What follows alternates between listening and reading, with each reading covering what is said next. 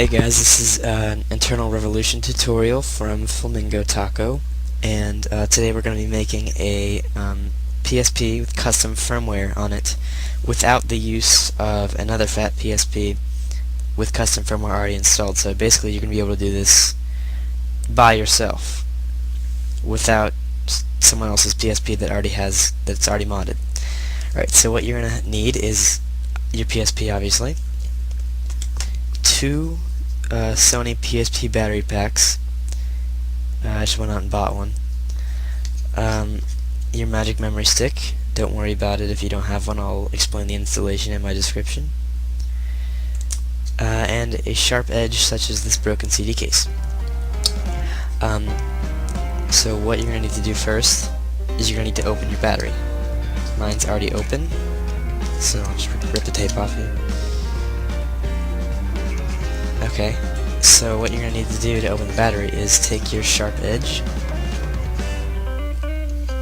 and apply force and sort of wedge it in this little line in the side of the battery about right here, and then twist it from side to side until you hear a snap. Move down a little bit, do the same thing until you hear a snap.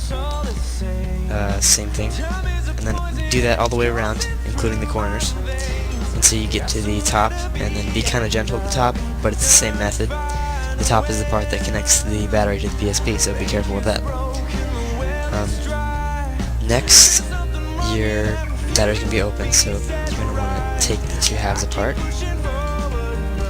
and there's going to be tons of crap inside the battery, and you're going to want to look towards the bottom of the battery, bottom right side, right here, and above these four dots that I'm pointing at right now. So you see 4 dots in the bottom right here. Above it's a little black chip. I'll post some better photos in the description. And so you're gonna take stick your needle, a needle that you also need as well, like the kind your mom says with, and stick it between pin 4 and 5. And you're going to go to the left with the needle to disconnect pin 5. And be really careful when you're doing this, because you could short out your battery if you touch any part of the battery except for pin 5. So be really careful, and it might smoke or something. That doesn't mean anything bad, but if it starts melting, I'd say that's pretty bad. So once you've done that, you've created your Pandora battery, and you're going to put your battery back together. This may take some skill, depending on how hard you opened your battery. And you're going to wrap some electrical tape, or regular tape, from my experiences, does just fine, but preferably electrical tape so nothing bad happens. And, okay, here's my tape, Pandora's battery. And you're going to put your magic memory stick in, and as well as your Pandora's battery. You're going to want to sort of put it in upwards and diagonally, and you'll know that it worked if the green LED light goes on when you plug the battery in. So there's a bunch of white text here, and first you're going to want to press square to dump the NAND, it says in there. Do that, and it's going to guide you through the process, and eventually it'll say press X to shut down, and then do that and reboot with your Pandora battery still in. Same thing. And it's going to say, and then it's the same menu. You're going to say press X to install 3.71 M33, and I'm going to do that, and it's going to load for quite a while.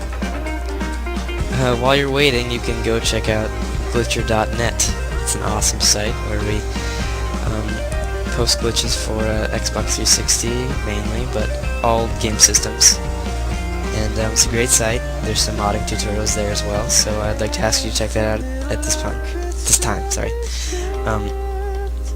Alright, so you can see all this text is going nuts, and it might take a while, so I'll just put some music on for a little bit. Everything on certain could be swiftly changed.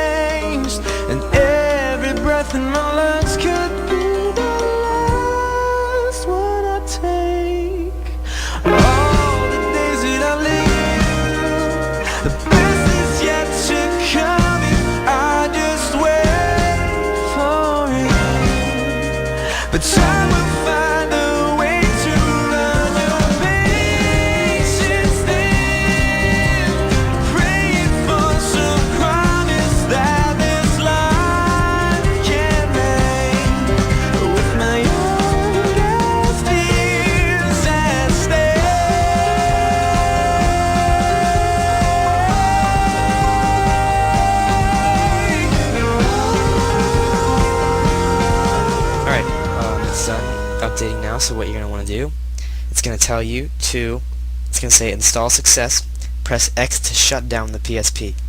You're going to press X. Alright, now your PSP is off. Take your Pandora battery out. And keep your magic memory stick in. Now stick your regular PSP battery pack in there. And start up your PSP.